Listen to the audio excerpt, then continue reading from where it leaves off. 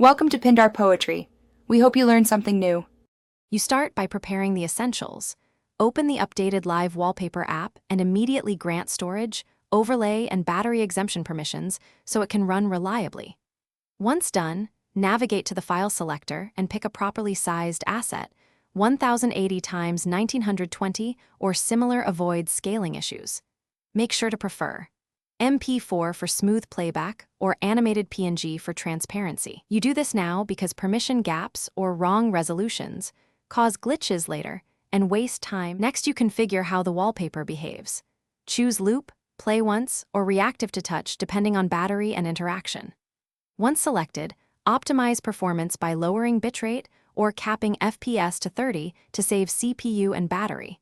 Make sure background pause is enabled so the wallpaper stops when apps are full screen. Then adjust position and scale to eliminate cropping, and tweak parallax intensity to keep motion subtle. You do this to balance aesthetics with device responsiveness and runtime. Finally, apply the wallpaper to your home and lock screens and test transitions by opening apps and returning home. You want smooth looping and correct touch response. If playback stalls or shows artifacts, reboot the phone, clear the app cache, and confirm battery-exempt status. If problems persist, replace with a lower resolution or a static frame until you can debug the original file. One key troubleshooting tip: always check overlay and battery settings first, because those are the most common blockers. Thanks for watching. Consider subscribing if we helped you.